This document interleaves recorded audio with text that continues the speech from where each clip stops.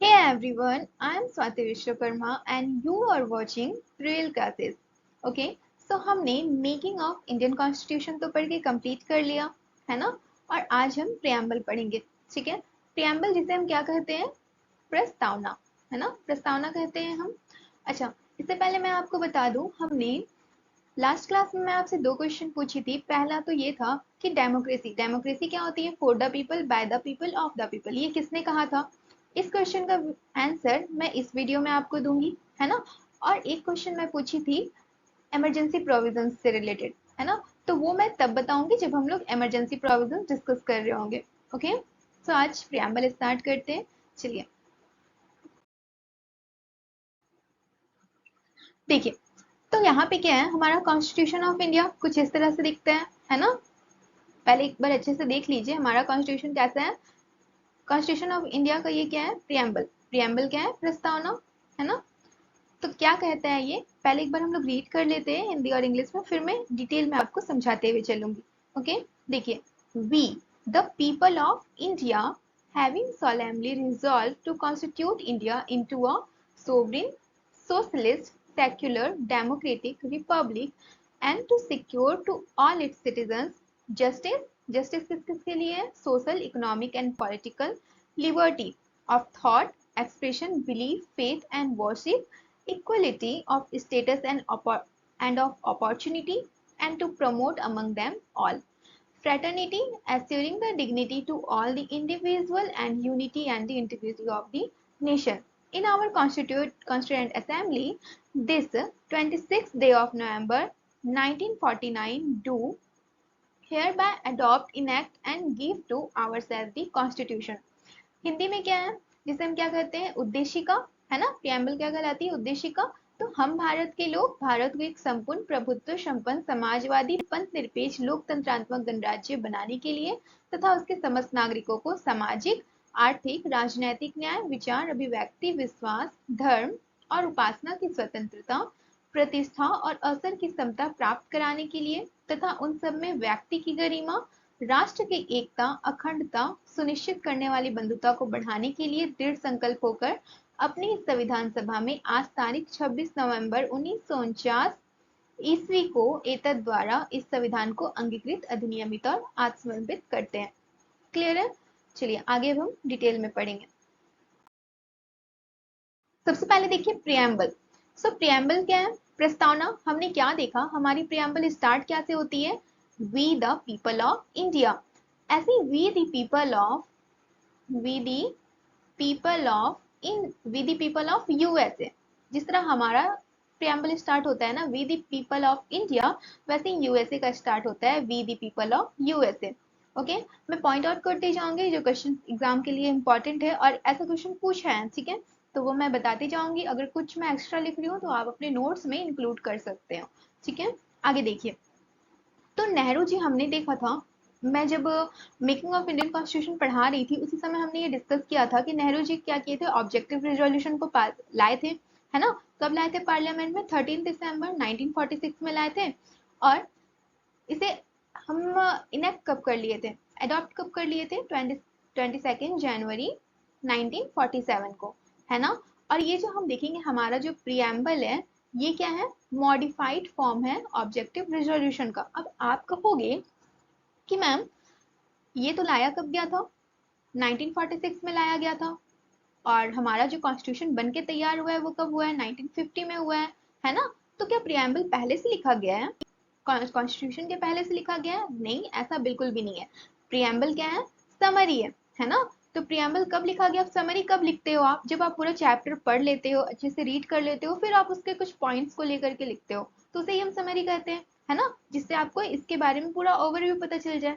तो प्रियम्बल भी हमारा क्या है, एक समरी की तरह आप ट्रीट कर सकते हो इसे। और इसीलिए हमने इसे कब लिखा है, after the completion of constitution. Okay, तो प्रियम्बल क्या है, कॉन्स्टिट्यूशन के बनने के बाद लिखा गया था। अच्छा, अब जब यहाँ पे डिस्कस कर ही रहे हैं तो ये भी हम देख लेते हैं कि हमारी जो कॉन्स्टिट्यूंट असेंबली थी इसकी फर्स्ट बैठक या फर्स्ट सिटिंग कब होती है, तो 9 दिसंबर 1946 को होती है। यहाँ तक क्लियर है आपको। ओके, आगे देखते हैं। देखिए, द कॉन्स्टिट्यूशन ऑफ इंडिया। अब हम यहाँ पे ये जो वर्ड्स अलग अलग दिए हुए हैं ना, ये हर एक चीज इन सबको हम एक बार डिटेल में स्टडी करेंगे क्योंकि यहाँ से क्वेश्चंस आते हैं, है ना। तो पहले मैं आपको इन सब के बारे में बताने से पहले एक बार हम डिस्कस कर लेते हैं कि हमारा कॉन्स्टिट्यूशन बनने से पहले या प्रियम्बल के तैयार होने से पहले हमारा इंडिया कैसा था। कैसा था अगर मैं आपसे पूछूं तो देखिए, क्या था, हमारे यहाँ पे कौन रूल कर रहे थे, ब्रिटिशर्स रूल कर रहे थे, है ना। तो हमें किसी भी चीज, किसी भी डिसीजन को लेने के लिए हमारे पास आजादी थी। आजादी थी क्या? नहीं, फ्रीडम नहीं था हमारे पास, है ना। तो हम क्या थे, सॉवरिन नहीं थे, मतलब हमारे ऊपर सॉवरिन नहीं थे, मतलब हमारे ऊपर क्या था, कोई एक पावर बैठा हुआ था और वो हमें कंट्रोल कर रहा था। ये चीज हो गया। अब देखिए, हम सोशलिस्ट थे क्या? सोशलिस्ट थे, ऐसा था कि हमारे यहाँ पे गवर्नमेंट है, प्राइवेट सेक्टर है, दोनों मिलकर के काम कर रहे हैं, ऐसा था क्या? नहीं, ऐसा भी नहीं था, है ना। फिर क्या देखेंगे, हमारे यहाँ पे ऐसा था कि सबको इक्वल धर्म को मानने के अधिकार है, इक्वल राइट्स मिल रहे हैं, ऐसा आप बिल्कुल भी नहीं देखोगे। ठीक है, जैसे अगर हम हिस्ट्री के, ब्रिटिशर्स के पहले भी जाएंगे तो क्या देखते हैं, हम मुगल टाइम पे देखते हैं कि वहाँ पे हिंदूज लोग को बहुत परेशान किया जा रहा था, सिख लोग को परेशान किया जा रहा था, है ना। तो इस तरह से ये सब हम लोग को देखने को मिलता है। फिर क्या देखेंगे, डेमोक्रेटिक। फिर हमारा जो कॉन्स्टिट्यूशन, अब देखिए यहाँ पे जनता रूल कर रही थी क्या? नहीं, यहाँ के जो पॉपुलेशन थे वो तो रूल नहीं कर रहे थे, है ना। ब्रिटिशर्स क्या कर रहे थे, डिसीजन ले रहे थे, हमारे लिए रूल बना रहे थे और हमें उसे फॉलो करना होता था। कोई हेड था क्या हमारे, कोई एक एक हेड था हमारे इंडिया का कोई? ये तो हम बात करेंगे इलेक्टेड हेड। कोई, हमने क्या किसी को इलेक्ट किया था? कोई एक हेड पर्सन था जिसे हमने इलेक्ट किया था और हम बोले थे ठीक है ये हेड है और हम लोग इसके अनुसार काम करेंगे, इसके अनुसार चलेंगे, ऐसा था क्या? ऐसा भी नहीं था। हमें जस्टिस थी क्या? हमें जस्टिस मिलती थी? ये मैं ऐसी कहानी नहीं बता रही हूँ, इससे आपको इजिली याद हो जाएगा, ठीक है, तो इस पर ध्यान दीजिए थोड़ा। तो हमें जस्टिस थी क्या कि हम कोई भी काम करने के लिए स्वतंत्र थे? हमें समाज में, सोसाइटी में हमें इक्वल राइट्स मिले हुए थे? बिल्कुल नहीं मिले हुए थे। इकोनॉमिकली हमें इक्वल राइट मिले हुए थे? नहीं मिले हुए थे। पॉलिटिकली हम लोग पॉलिटिकल पार्टिसिपेशन कर सकते थे? बिल्कुल नहीं कर सकते थे। लिबर्टी थी हमें? आजादी थी क्या? आजादी भी नहीं थी। हम कुछ अपने थॉट को, एक्सप्रेशंस को सामने रख सकते थे? नहीं रख सकते थे, है ना। हम अपने मन चाहे पूजा कर सकते थे? नहीं कर सकते थे।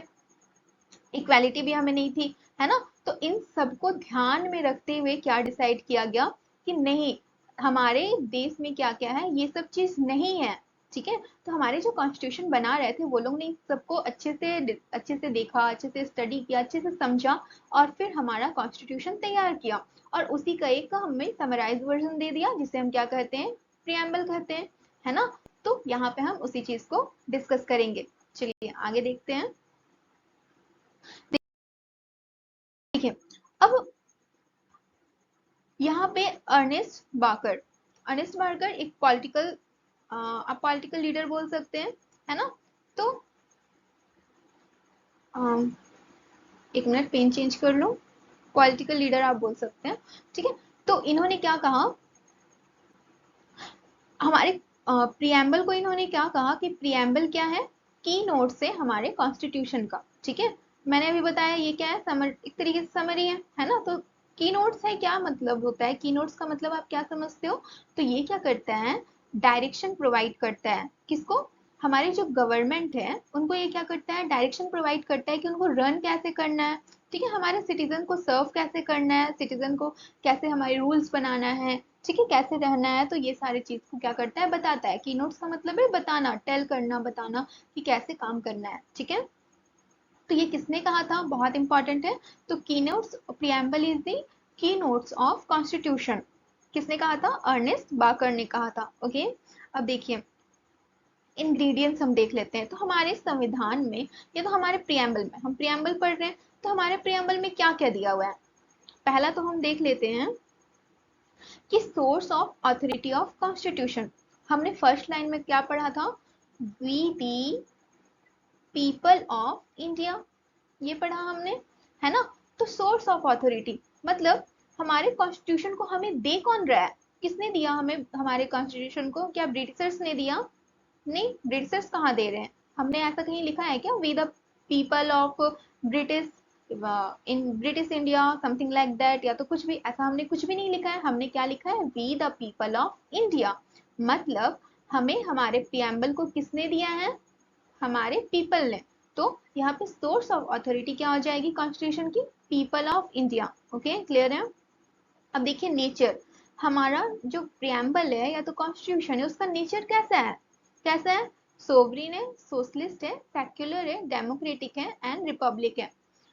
आप ध्यान देके पढ़िएगा क्योंकि मैं हर एक पॉइंट वही उठाई हूँ जो हमारे एग्जाम में पूछे गए हैं प्रीवियस ईयर में, है ना। तो आप अच्छे से ध्यान देते हुए पढ़िए। तो नेचर कैसा है हमारा, सोवरिन है, सोशलिस्ट है, सेक्युलर, डेमोक्रेटिक एंड रिपब्लिक। इसके बारे में हम आगे स्लाइड्स में अच्छे से डिटेल में पढ़ेंगे, पहले मैं एक ओवरव्यू आपको दे देती हूँ, है ना। तो सोवरिन का मतलब क्या है कि हमारे ऊपर कोई नहीं है, हम अपने डिसीजन लेने के लिए क्या है, फ्री है, ठीक है। सोशलिस्ट का मतलब क्या है कि हम प्राइवेट सेक्टर और पब्लिक सेक्टर हम क्या करेंगे, मिलकर काम करते हैं। सेक्युलर है मतलब हमारे देश का कोई एक पर्टिकुलर धर्म नहीं है, रिलीजन नहीं है। डेमोक्रेटिक है मतलब पीपल रूल करती है यहाँ पे, है ना, we the people, by the, for the people, by the people, of the people, हमने देखा था ना। फिर रिपब्लिक है, रिपब्लिक का क्या मतलब होता है कि कोई क्या होना चाहिए, इलेक्टेड हेड होना चाहिए कंट्री का। हमारे कंट्री में है ना, कौन है चलिए बताइए, मैं आगे स्लाइड्स में बताऊंगी जब हम लोग रिपब्लिक डिस्कस करेंगे। ओके, आगे देखिए ऑब्जेक्टिव। तो ऑब्जेक्टिव क्या है, हमारे प्रियम्बल का क्या प्रोवाइड करना है, क्या लक्ष्य है कि हमें क्या करना है, जस्टिस प्रोवाइड करना है, लिबर्टी प्रोवाइड करना है, इक्वालिटी प्रोवाइड करना है एंड फ्रेटर्निटी। आई होप आपको हिंदी वाले को भी, हिंदी मीडियम वाले को भी समझ में आ रहा होगा, वैसे तो मैं हिंदी में भी डिस्कस करते हुए चल रही हूँ, पर फिर भी अगर आपको प्रॉब्लम है तो आप कह सकते हो। जैसे जस्टिस का मतलब क्या होता है, न्याय, लिबर्टी स्वतंत्रता, इक्वालिटी समानता और फ्रेटर्निटी भाईचारा, है ना। अच्छा देखिए डेट ऑफ एडॉप्शन, हमारे जो प्रियम्बल था हमने क्या पढ़ा था, हमने लास्ट लास्ट ये में मैंने जब लास्ट स्लाइड में मैं पढ़ाई तो वहाँ पे हमने लिखा था ना, वी अडॉप्ट इट ऐसे करके था ना, यहाँ पे लास्ट वाले लाइन में, लास्ट पैराग्राफ में था क्या था, 26 नवंबर 1949। अब जब ये डिस्कस कर ही रहे हैं तो ये भी आज बार डिस्कस कर लेते हैं कि हमने इसे इन्फोर्स कब किया था प्रियम्बल को, कब किया था हमने, 26 जनवरी 1950 को हमने क्या किया, इन्फोर्स किया, है ना। अच्छा आगे देखिए डेट ऑफ एडॉप्शन, तो हमने एडॉप्ट कब किया था, एडॉप्ट कब किया था प्रियम्बल को हमने, ये तो हमने देख लिया 26 नवंबर 1949 को। लेकिन इससे पहले क्या हुई थी, 24 जनवरी 1950 को हमारे जो कॉन्स्टिट्यूंट असेंबली थी उसकी लास्ट सिटिंग थी, है ना। इसमें क्या लिखा गया या तो क्या देखा गया कि हमारा जो कॉन्स्टिट्यूशन है वो कैसा है, हैंड रिटन कॉन्स्टिट्यूशन है ना। नेक्स्ट हमने क्या देखा कि 20, बहुत इंपॉर्टेंट है ये, आप अच्छे से याद रखिएगा, 24 जनवरी 1950 को हमने क्या किया, नेशनल सॉन्ग और नेशनल एंथम को भी अडॉप्ट कर लिया, है ना। हालांकि हमारा कॉन्स्टिट्यूशन इन्फोर्स कब हुआ था, 26 जनवरी 1950 को, इससे 2 दिन पहले, 2 दिन पहले 24 जनवरी 1950 को हमने हमारे नेशनल सॉन्ग और नेशनल एंथम को क्या कर लिया, अडॉप्ट कर लिया, है ना। और ये जो लास्ट सिटिंग होती है हमारी कॉन्स्टिट्यूंट असेंबली की, इसी दिन हमने क्या किया, अपने फर्स्ट प्रेसिडेंट को इलेक्ट किया, जो कौन थे, डॉक्टर राजेंद्र प्रसाद जी थे। इतना तक क्लियर है। ओके, आगे देखिए, आगे हम देखेंगे हमारा जो प्रियम्बल है ना, तो हमने क्या देखा कि हमने कुछ कुछ फीचर्स ऐसे थे जो हमने क्या किए, डिफरेंट डिफरेंट कंट्रीज से क्या किए हैं, बोरो किए हैं ना। तो वैसे ही हमारे प्रियम्बल को भी हमने कहीं से बोरो किया है, ऐसा उसमें जो लिखा गया है उसे बोरो नहीं किया है, लेकिन कुछ कुछ हमने बोरो किया है ना, कुछ कुछ हमने बोरो किया है। तो यहाँ पे देखते हैं कि प्रियम्बल होना चाहिए, ठीक है। ये इसका कॉन्सेप्ट हमने कहाँ से बोरो किया है, तो यूएसए, ठीक है, यूनाइटेड स्टेट ऑफ अमेरिका से हमने क्या किया है, बोरो कॉन्सेप्ट ऑफ प्रियम्बल, ठीक है। और नेक्स्ट पूछता है क्वेश्चन कि लैंग्वेज ऑफ प्रियम्बल हमने कहाँ से लिया है, तो कहाँ से लिया है हमने, ऑस्ट्रेलिया से लिया है ना। ऑस्ट्रेलिया से हमने क्या लिया है, लैंग्वेज ऑफ प्रियम्बल, कि लैंग्वेज क्या रहेगा, और यूएसए से हमने क्या लिया है, कॉन्सेप्ट ऑफ प्रियम्बल। यहाँ तक क्लियर है आपको। ओके, आगे देखिए स्टेटमेंट पास्ट। अब देखिए जब भी कोई चीज पास होता है, कुछ भी बिल पास होते हैं तो लोगों के कुछ कमेंट्स होते हैं, राइट। तो वैसे ही यहाँ पे हमारे प्रियम्बल को लेकर के क्या क्या कहा गया, तो पहला तो हम देख लेते हैं कि हमारा जो कॉन्स्टिट्यूशन है वो क्या है, आईडी कार्ड, सॉरी हमारा जो प्रियम्बल है वो क्या है, आईडी कार्ड है कॉन्स्टिट्यूशन का। आईडी कार्ड क्या होता है बताइए, आईडी कार्ड होता है ना, स्कूल में भी था सबके पास, है ना। तो आईडी कार्ड देख के आपको पता चल जाता था ना, आपका नाम क्या है, आप कौन से क्लास पे हो, आप कौन से आपका एक्सेट्रा, आपकी हर चीज, आप कौन से स्कूल को बिलोंग करते हो, ये सारी चीज को देख करके पता चल जाता था, है ना। लगभग हर चीज, मतलब एक ओवरव्यू हो जाता था हमें आईडी कार्ड को देख करके कि हम क्या कर रहे हैं, है ना। तो इसीलिए आईडी कार्ड ऑफ प्रियम्बल क्या है, आईडी कार्ड ऑफ कॉन्स्टिट्यूशन है। ये कौन कहे हैं, एन ए पालकी वाला, ठीक है। इन्होंने क्या कहा कि प्रियम्बल क्या है, आईडी कार्ड है कॉन्स्टिट्यूशन का। अब के एम मुंशी जी आते हैं। कौन थे के एम मुंशी जी, हमने लास्ट क्लास में पढ़ा था। तो ये क्या थे, एक मेंबर थे, है ना। 7 मेंबर थे ड्राफ्टिंग कमेटी में, उनमें से एक मेंबर कौन थे, के एम मुंशी जी थे, है ना। और फिर हम देखेंगे, हमने मेजर कमेटी और माइनर कमिटीज पढ़ी थी। 8 मेजर कमिटीज थी और 13 माइनर कमिटीज थी, है ना। तो उसमें से एक माइनर कमेटी क्या थी, बिजनेस एडवाइजरी कमेटी थी, और उसके चेयरमैन कौन थे, के एम मुंशी जी। इन्होंने क्या कहा कि हमारा प्रियम्बल क्या है, हॉरोस्कोप है। हॉरोस्कोप क्या होता है, कॉन्स्टिट्यूशन का एक व्यू, मतलब इसको देख करके हमें पता चल जाता है कि हाँ हमारा कॉन्स्टिट्यूशन कैसा है, ठीक है। आगे देखिए, आगे हम क्या देखेंगे। अब हमने देखिए अलग अलग हमने पढ़ा था ना, जस्टिस, लिबर्टी, इक्वेलिटी, फ्रेटर्निटी, ये सब हमने पढ़ा था। तो चलिए इन्हें हम क्या करते हैं, एक बार स्टडी कर लेते हैं, है ना। अच्छे से डिटेल में एक बार पढ़ना जरूरी है। तो देखिए जस्टिस, तो हमें जस्टिस या तो फिर हमें क्या कहते हैं, न्याय। तो न्याय क्या क्या चीज में मिला है हमें, social, economic and political justice. Social justice, economic justice and political justice, okay. So social justice, सामाजिक, आर्थिक, और क्या है, राजनीतिक, ये कहेंगे, ठीक है।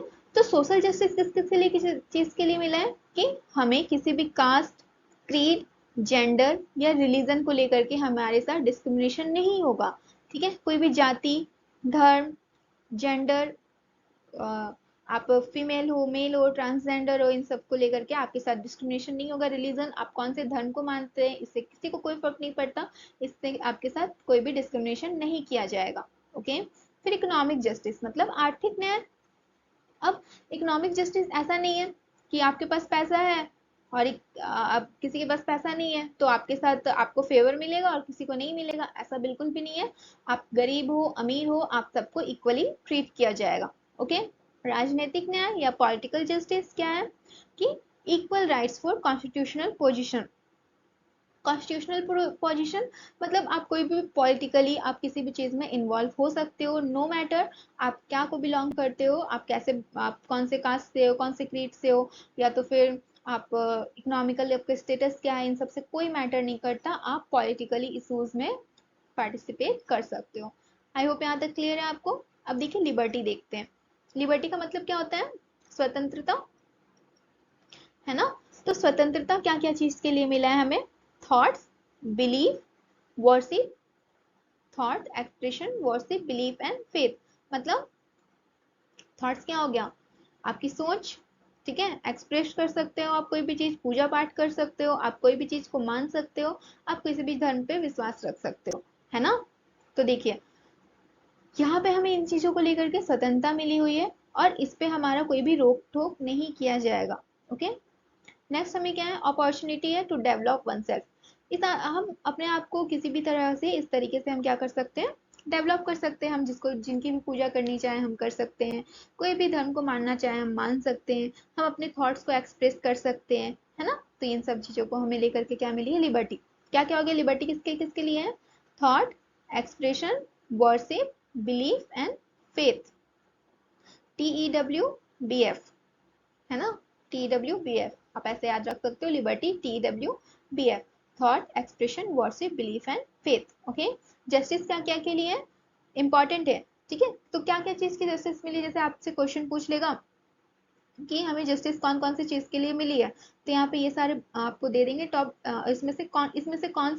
कौन से अ, इसमें से कौन सी जस्टिस हमें नहीं मिली है, ठीक है, प्रियम्बल में। तो आपको ऑप्शन दे देगा, उसमें से आपको हटाना पड़ेगा। तो आपको पता होना चाहिए social, economic and political justice, okay. चलिए आगे देखते हैं इक्वालिटी। अब इक्वालिटी हम क्या है, इक्वल है, समता का अधिकार जिसे हम कहते हैं ना, इक्वल है। तो इक्वल किस किस चीज में, स्टेटस एंड अपॉर्चुनिटी। आपको स्टेटस, आप किस भी स्टेटस को बिलोंग करते हैं इससे कोई मतलब नहीं है, आप अमीर हो चाहे गरीब हो, आपको हर चीज में क्या मिलेगी, अपॉर्चुनिटी मिलेगी, है ना। तो देखिए यहाँ पे हम एब्सेंस ऑफ स्पेशल प्रिविलेज, आपको आपका स्टेटस अगर आप अमीर हो तो आपके साथ अच्छा ट्रीटमेंट किया जाएगा, कोई गरीब है तो उसके साथ अच्छा ट्रीटमेंट नहीं किया जाएगा, तो ऐसा बिल्कुल भी नहीं है, ठीक है। स्पेशल प्रिविलेज नहीं मिलेंगे, सबको इक्वली ट्रीट किया जाएगा, लेकिन कुछ एक्सेप्शंस होते हैं, लाइक जैसे एमएलए हो गए, member of legislative assembly, MP हो गए, एमपीज हो गए, ठीक है, मेंबर ऑफ पार्लियामेंट, ठीक है, प्रेसिडेंट हो गए, गवर्नर्स हो गए, इनको कुछ स्पेशल प्रिविलेज मिले हुए हैं। तो हर केस में कुछ ना कुछ एक्सेप्शन होता है, तो यहाँ पे इस चीज को लेकर के एक्सेप्शन, ओके। आगे देखिए फ्रेटर्निटी, फ्रेटर्निटी क्या मतलब है, कॉमन ब्रदरहुड, हम क्या करेंगे, इक्वली सब एक दूसरे को क्या करेंगे, इक्वल ट्रीट करेंगे, मिलजुल कर रहेंगे, है ना, ये क्या है, फ्रेटर्निटी है। नेक्स्ट देखिए सोवरिन, सोवरिन का मतलब क्या है, नो ऑथोरिटी अबव इंडिया, मतलब हम क्या है, सुप्रीम है, ठीक है, हम क्या सुप्रीम है, मतलब हमारे ऊपर कोई नहीं है, हम अपने अनुसार रूल कर सकते हैं, ठीक है, हम अपने अनुसार रूल कर सकते हैं, हम किसी भी, कोई अगर हमें कुछ कह रहा है, कोई दूसरी कंट्री अगर हमें फोर्स करिए तो हम उसे मानने के लिए बाध्य नहीं है, हम अपने अनुसार लॉज बना सकते हैं, ठीक है। No country can rule over us, कोई भी कंट्री हमारे ऊपर रूल नहीं कर सकती है, क्लियर है। आगे देखिए, आगे हम देखेंगे सोशलिस्ट, सोशलिस्ट समझने से पहले हम एक बार देख लेते हैं कि इकोनॉमिक स्ट्रक्चर या इकोनॉमी होती कैसे है ना। तो देखिए इकोनॉमी क्या होती है, तीन टाइप की इकोनॉमी होती है, पहला तो हो गया कैपिटलिस्ट, दूसरा हो गया मिक्स्ड, और तीसरा हो गया सोशलिस्ट, ओके। तो कैपिटलिस्ट में होता क्या है कि जो यहाँ पे गवर्नमेंट का इन्फ्लुएंस रहता है मार्केट में या तो किसी भी चीज पे, ठीक है, जो गवर्नमेंट का होल्ड रहता है वो बिल्कुल नहीं होता है, ठीक है, यहाँ पे पूरा प्राइवेटाइजेशन होता है, मतलब जो भी इंडस्ट्रीज होती है ना, जो भी प्राइवेट ऑनर्स होते हैं, वो लोग क्या करते हैं यहाँ पे, वो लोग मार्केट को पूरा कंट्रोल में रखते हैं, है ना, तो जो भी होगा उनके मर्जी से होगा, और कैपिटलिस्ट रहेंगे तो क्या होगा आप बताइए मुझे। वैसे तो हम इस टॉपिक को डिटेल में इकोनॉमिक्स में डिस्कस करेंगे, लेकिन यहाँ पे जिस मैं बोल रही हूँ या पूछ रही हूँ आपसे, चलिए आप बताइए कि अगर कैपिटलिस्ट है, कोई अगर प्राइवेट इंडस्ट्री है तो क्या होगा, वो क्या हमारे इंटरेस्ट को या कॉमन पीपल के इंटरेस्ट को ध्यान में रखेगी, नहीं, उसका काम तो क्या होगा, प्रॉफिट कमाना, वो तो चाहेगी बस प्रॉफिट मिल जाए, मुझे पैसा मैं जितना लगाया हूँ उससे मुझे डबल प्रॉफिट हो जाए, 10 गुना, है ना। अब देखिए मिक्स्ड इकोनॉमी क्या होती है, मिक्स से पहले सोशलिस्ट करते हैं, है ना। सोशलिस्ट का मतलब क्या होता है, गवर्नमेंट ऑन, कैपिटलिस्ट में क्या होता है, पूरा का पूरा प्राइवेट, है ना। सोशलिस्ट में क्या होता है, गवर्नमेंट ऑन या गवर्नमेंट कंट्रोल करती है, ये जो, और एक क्या होता है, मिक्स्ड होता है ना। देखिए सोशलिस्ट यहाँ पे हम दो टाइप से देखेंगे, एक आपका सोशलिस्ट में एक क्या होता है, कम्युनिस्ट सोशलिज्म होता है, और एक डेमोक्रेटिक सोशलिज्म होता है ना।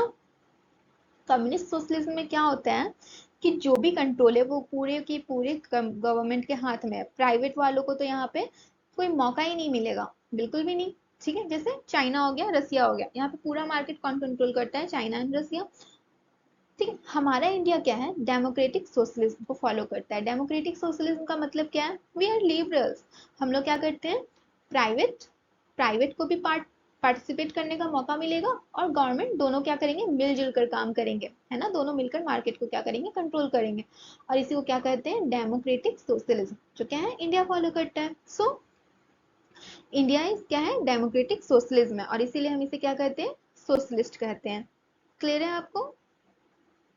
आगे देखिए, आगे हम देखेंगे हमारा कंट्री कैसा है, सेक्युलर है। सेक्युलर का मतलब क्या होता है, धर्म निरपेक्ष, है ना, धर्म निरपेक्ष, मतलब हमारे इंडिया का, हमारी कंट्री का कोई भी एक पर्टिकुलर धर्म नहीं है, पर्टिकुलर रिलीजन नहीं है, ठीक है, रिलीजन नहीं है। जैसे आप पाकिस्तानी चले जाओ, तो पाकिस्तान में आप क्या करोगे, Pakistan is a Islamic state, है ना, पाकिस्तान इस्लामिक स्टेट है। अब सऊदी अरेबिया चले जाओ, वो एक इस्लामिक स्टेट है, लेकिन हम यहाँ पे इंडिया को नहीं कहते हैं कि यह एक इस्लामिक स्टेट है या एक हिंदू स्टेट है, ऐसा कहते हो क्या, नहीं। तो हमारा ये तो कॉन्स्टिट्यूशन है या हमारा इंडिया है वो कैसा है, सेक्युलर है, मतलब यहाँ पे कोई एक सिंगल रिलीजन नहीं है, ठीक है। और जितने भी रिलीजन है उन सबको क्या किया जाता है, यहाँ पे इक्वल स्टेटस मिला हुआ है, सारे रिलीजन इक्वली ट्रीट किए जाते हैं, है ना, सबको अपने अपने राइट्स है। अच्छा देखो, यहाँ पे सेक्युलर का ये भी मतलब होता है ना कि गवर्नमेंट क्या करेगी, गवर्नमेंट जो है ये धर्म के मामले में, धर्म के मामले में कोई भी, मैं यहाँ लिखती हूँ ओके, धर्म के मामले में कोई भी हस्तक्षेप नहीं करेगी, हस्तक्षेप नहीं करेगी, ठीक है। अब देखिए ये जो सेक्युलरिज्म होता है या सेक्युलर तो दो टाइप का होता है, एक नेगेटिव टाइप और एक पॉजिटिव टाइप, ठीक है। नेगेटिव का क्या मतलब है कि अब चाहे धर्म किसी के अधिकार को खत्म भी कर दे, ठीक है, या तो कुछ भी कर दे, लेकिन स्टेट क्या करेगा, उस पर कोई कुछ एक्शन ही नहीं लेगा, ठीक है। लेकिन यहाँ पे पॉजिटिव में क्या होता है कि कुछ कुछ स्पेशल केसेस होते हैं, लाइक जैसे जैसे सती प्रथा, ये तो खैर बहुत बात की बात हो गई, ठीक है। फिर वो जो चाइल्ड मैरिज हो गया, है ना, मंदिर में जाना, या तो फिर जैसे 3 तलाक वाले केसेस हो गए, तो ये सब क्या था, ये सब धर्म से रिलेटेड चीजें थी ना। तो ये सब धर्म से रिलेटेड चीजें थी, लेकिन इन सब ये सब क्या थी, सोसाइटी के लिए एविल की तरह थी, है ना। तो इन सब में सुधार करने के लिए क्या की गवर्नमेंट सामने आई और इन सबको सुधार किया इन सब में, है ना। तो इससे क्या हुआ, पॉजिटिव आउटकम आया, है ना। तो पॉजिटिव आउटकम आया तो मतलब क्या है कि गवर्नमेंट किसी पर्टिकुलर केसेस में या स्पेशल केसेस में इंटरफेरेंस कर सकती है, ठीक है। इसे हम पॉजिटिवली लेंगे तो हमारा जो कंट्री है ये क्या है, सेक्युलर पॉजिटिव, पॉजिटिव नेचर एक तरीके से शो करता है, ओके, कि किसी स्पेशल केसेस में हम क्या कर सकती है, हमारी गवर्नमेंट इंटरफेयर कर सकती है, okay. I hope clear, okay. आगे देखिए क्या है, हमारा कंट्री कैसा है, डेमोक्रेटिक है ना। मैंने कहा था ना हम उस क्वेश्चन का आंसर इस वीडियो में देखेंगे, तो क्या है, of the people, by the people, for the people, India democratic का मतलब होता है ना। तो ये किसने कहा था, अब्राहम लिंकन ने कहा था, ओके। ये क्या थे, एक पॉलिटिकल लीडर थे, इन्होंने कहा था। अब देखिए ये जो डेमोक्रेसी होती है ना, ये डेमोक्रेटिक कंट्री हो गया, इसे मैं कुछ डेमोक्रेसी कह लो या डेमोक्रेटिक कंट्री कह लो, है ना। तो दो टाइप की होती है, एक डायरेक्ट डेमोक्रेटिक डेमोक्रेसी होती है और एक इनडायरेक्ट डेमोक्रेसी होती है। डायरेक्ट का मतलब क्या हो गया कि जैसे पीपल क्या करेंगे, कोई भी चीज, कोई भी लॉ मेकिंग प्रोसेस है या कुछ भी चीज हो रहा है ना, किसी भी चीज पे डिसीजन चाहिए, है ना। तो डिसीजन चाहिए तो पीपल क्या करेंगे, सब कोई क्या करेंगे, वोट करेंगे, सब मिलकर के सारे पीपल क्या करेंगे, वोट करेंगे। तो ये क्या है, इसे डायरेक्ट डेमोक्रेसी कहते हैं, है ना। मतलब पीपल क्या है, डायरेक्टली इन्वॉल्व है किसी भी एक्शन में। और ये कहाँ पे, स्विट्जरलैंड में। और देखो ना स्विट्जरलैंड की पॉपुलेशन भी कितनी है, कम है एज कम्पेयर टू इंडिया, है ना। तो यहाँ पे पीपल क्या कर सकते हैं, डायरेक्ट किसी भी चीज को लेकर के वोट कर सकते हैं। लेकिन अब जब इंडिया की बात करते हैं, इंडिया में पॉपुलेशन कितनी ज्यादा है ना, इंडिया में पॉपुलेशन इतनी ज्यादा है, और सब कोई क्या कर सकते हैं, सब कोई पार्टिसिपेट तो नहीं कर सकते ना किसी भी, अब हर एक दिन किसी नया लॉ को बनाना है, कुछ भी करना है, तो इतने सारे पार्ट, इतने सारे जो पॉपुलेशन है ये हर चीज में इन्वॉल्व नहीं हो सकती है। तो इसलिए हम लोग क्या करते हैं, अपने रिप्रेजेंटेटिव्स को इलेक्ट करते हैं, और ये जो रिप्रेजेंटेटिव है यही क्या करते हैं, लॉ मेकिंग प्रोसेस में पार्टिसिपेट करते हैं, है ना। हालांकि ये जो लीडर्स होते हैं ये क्या होते हैं, हमारे ही चुने हुए होते हैं, है ना। और इसीलिए क्या कहते हैं कि हम क्या है, इंडिया क्या है, इनडायरेक्टली डेमोक्रेटिक है, मतलब हम इनडायरेक्ट डेमोक्रेसी को फॉलो करते हैं। यहाँ पीपल तो रूल करते हैं, पीपल तो लॉ मेकिंग ये प्रोसेस में पार्टिसिपेट करते हैं, लेकिन कैसे, इनडायरेक्टली, ओके। ये क्लियर हो गया। नेक्स्ट देखिए, नेक्स्ट देखते हैं रिपब्लिक। हमारा कंट्री कैसा है, रिपब्लिक है, we are republic country. So what do you mean by republic, republic क्या होता है, तो रिपब्लिक होता है कि जहाँ पे क्या हो, हेड हो, कंट्री का क्या हो, हेड हो, है ना, कंट्री का हेड होना चाहिए। अब आप कहोगे मैम कंट्री के हेड तो यूके में भी होते हैं, तो क्या यूके रिपब्लिक है, रिपब्लिक है क्या। तो मैं कहूंगी नहीं, यूके क्या है, रिपब्लिक नहीं है। क्यों नहीं है भाई, यूके रिपब्लिक क्यों नहीं है, क्योंकि यहाँ पे क्या है, हेड ऑफ कंट्री जो है यहाँ पे कौन होते हैं, या प्रिंस होते हैं, क्वीन होते हैं, किंग होते हैं, है ना। और ये जो इनका पोजीशन होता है, इनको कोई चुन करके करता है क्या, कि इलेक्शन होती है क्या यहाँ पे, नहीं। आप कहोगे नहीं ये तो हेरिडेटरी होती है, मतलब जो राजा है उसका बेटा या उसकी बेटी क्या बनेगी, आगे आगे इस पोजीशन को संभालेगी, है ना। लेकिन इंडिया में क्या होता है, हमारे जो कंट्री के हेड है, हेड कौन होते हैं हमारे कंट्री के, प्रेसिडेंट होते हैं ना हेड। इनको क्या, ये हेरिडेटरी पोजीशन है क्या, मैं आपसे पूछूं तो आप कहोगे नहीं, इन्हें तो हम क्या करते हैं, इलेक्ट करते हैं, है ना। और इलेक्ट कैसे करते हैं? इनडायरेक्टली वोटिंग के थ्रू इन्हें क्या किया जाता है? इलेक्ट किया जाता है ना। तो हमारा कंट्री क्या है? इसीलिए रिपब्लिक है। So what do you mean by republic? The country where head of country is elected, okay, like USA and India. Okay, चलिए मैं आपसे दो क्वेश्चन पूछती हूँ। Can preamble be amended? Preamble को अमेंड कर सकते हैं क्या? फिर मैं आपसे ये भी क्वेश्चन पूछती हूँ, is preamble a part of constitution? Preamble constitution का पार्ट है क्या? क्वेश्चन आया हुआ है, तो आप क्या कहोगे? यस। अच्छा, प्रीएम्बल हमारा कैसा है? नॉन जस्टिसिएबल है। नॉन जस्टिसिएबल का मतलब आप क्या समझते हो?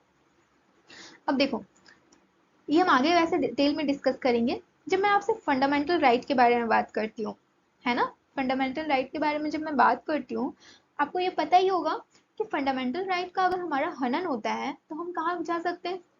कोर्ट जा सकते हैं, ठीक है। हम केस कर सकते हैं, हम बोल सकते हैं हमारे फंडामेंटल राइट का क्या हुआ है? हनन हुआ है, हमें जस्टिस चाहिए, है ना। लेकिन प्रियम्बल में जो भी चीज लिखी गई है, अगर उसका कोई फॉलो नहीं करता है, अगर आपके साथ वैसा व्यवहार नहीं किया जाता है, तो आप किसी साथ इसके अगेंस्ट में कोर्ट नहीं जा सकते हो। इसलिए कैसा है? नॉन जस्टिसिएबल है। क्लियर है? अब प्रियम्बल कॉन्स्टिट्यूशन का पार्ट है क्या? तो प्रियम्बल क्या है? कॉन्स्टिट्यूशन का पार्ट है। आगे हम इसे डिस्कस करेंगे फिर से नेक्स्ट स्लाइड में डिटेल में। अच्छा, पहले एक बार मैं बता दूं कि फिर मैं पूछूं कि कॉन्स्टिट्यूशन को कितने बार अमेंड किया गया है। ठीक है, तो कॉन्स्टिट्यूशन को कितने बार अमेंड किया गया है? एक ही बार अमेंड किया गया है कॉन्स्टिट्यूशन को। कब? देखिए, 42nd कॉन्स्टिट्यूशनल अमेंडमेंट जब 1976 में हुआ था, इस समय कॉन्स्टिट्यूशन को क्या किया गया था? अमेंड किया गया था। ओके, और इस समय में बहुत सारे चेंजेस किए गए थे, ना कि सिर्फ प्रियम्बल में, पूरे कॉन्स्टिट्यूशन में भी। और इसीलिए इसे हम क्या भी कहते हैं? मिनी कॉन्स्टिट्यूशन, है ना। पूछता है, इंपॉर्टेंट है कि कौन से कॉन्स्टिट्यूशनल अमेंडमेंट को मिनी कॉन्स्टिट्यूशन कहा जाता है। तो कौन से कॉन्स्टिट्यूशनल अमेंडमेंट हो गया?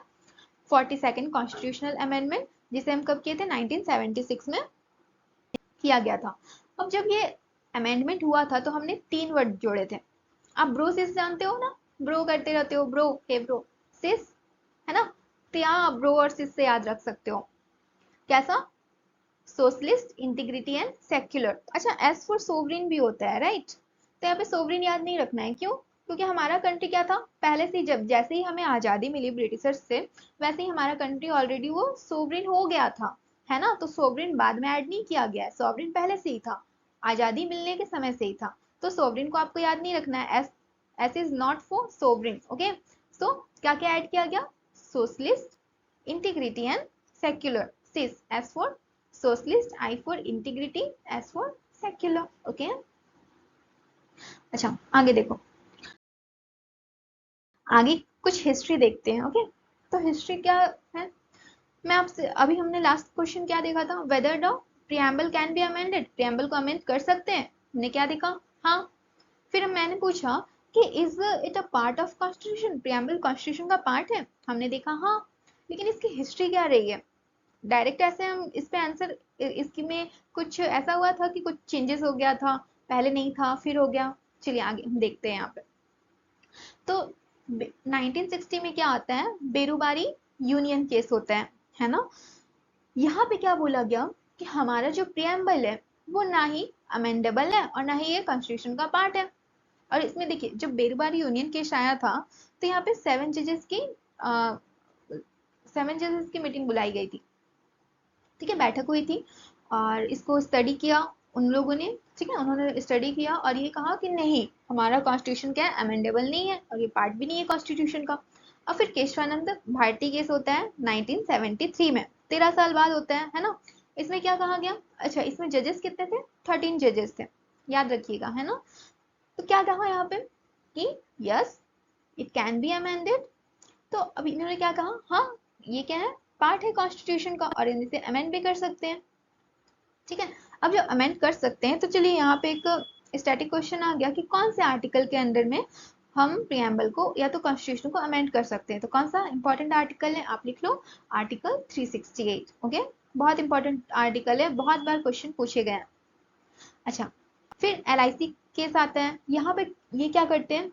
फिर से यही क्वेश्चन आया इनके सामने। अब यहाँ पे इन्होंने क्या किया? केशवानंद केस को कंफर्म किया। इन्होंने कहा कि हाँ ठीक है, केशवानंद भारती केस में जो भी जस्टिस आया था वो सही है। ओके। अच्छा, एक चीज आप देख रहे हो यहाँ पे कि जब बेरुबारी यूनियन केस हुआ था 1960 में, तो यहाँ पे कितने मेंबर थे? 7। फिर जब केसवानंद भारती केस हुआ तो यहाँ पे कितने मेंबर थे? 13 जजेस थे, है ना।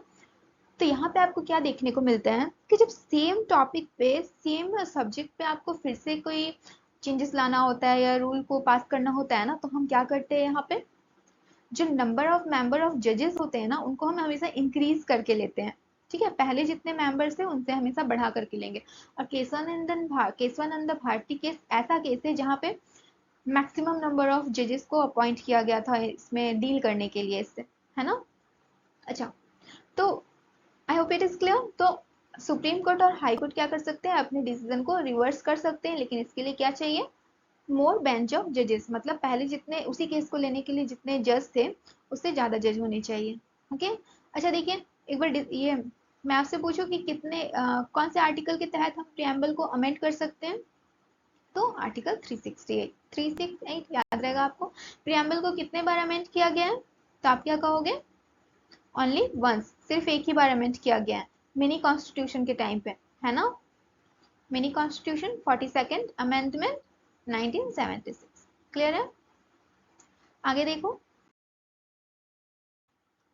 Preamble is neither a source of power. अब हम देखते हैं, ये हम कंक्लूजन पे आ गए कि प्रियम्बल क्या है? Source of power of government. मतलब ऐसा नहीं है कि प्रियम्बल क्या करेगा, हमारे गवर्नमेंट को सोर्स प्रोवाइड करेगा, पावर प्रोवाइड करेगा, है ना। पावर प्रोवाइड करेगा, इसका कोई सोर्स नहीं है प्रियम्बल। कॉन्स्टिट्यूशन ये करते हैं, nor a prohibition on the power of government, और ये गवर्नमेंट के पावर पे कोई रेस्ट्रिक्शन भी नहीं करेगा, है ना। तो प्रियम्बल इज, क्वेश्चन हो सकता है कि preamble is neither a source of power of government NOR a prohibition on the power of government. तो चलिए किस क्वेश्चन में आपसे पूछती हूँ, आपको याद है या नहीं है? मुझे मुझे यकीन है आपको जरूर याद रहा होगा। Okay, I hope so. चलिए एक बार पढ़ते हैं। Which word was originally not mentioned in constitution? कौन से वर्ड मेंशन नहीं किए गए थे? याद है? सिर्फ SIS, सिर्फ what? Socialist, integrity and secular. याद है ना आपको? यस। नेक्स्ट हम देखेंगे, who said that the preamble as the identity card of constitution? Preamble क्या है? आइडेंटिटी कार्ड है कॉन्स्टिट्यूशन का। किन्होंने कहा था? किन्होंने कहा था प्रियम्बल आइडेंटिटी कार्ड है? तो हमने क्या देखा था? एनए पालकीवाला, है ना। इन्होंने कहा था कि प्रियम्बल क्या है? आइडेंटिटी कार्ड है कॉन्स्टिट्यूशन का। अच्छा, प्रियम्बल इज बेस्ड ऑन, हमने क्या देखा? प्रियम्बल किसके ऊपर बेस्ड है? तो प्रियम्बल किसके ऊपर बेस्ड है? ऑब्जेक्टिव रिजोल्यूशन आया था ना, है ना। तो ऑब्जेक्टिव रिजोल्यूशन के ऊपर बेस्ड है। किसने पास किया था ऑब्जेक्टिव रिजोल्यूशन को? तो नेहरू जी ने पास किया था, है ना। आपको तो सब याद है। चलिए, थैंक यू। और सब्सक्राइब कीजिए चैनल को ताकि आपको और भी अपकमिंग वीडियोस मिलते रहे। और अगर आपको पसंद आया वीडियो तो लाइक कीजिए, सो दैट मैं भी थोड़ा मोटिवेट रहूँ। Okay, thank you.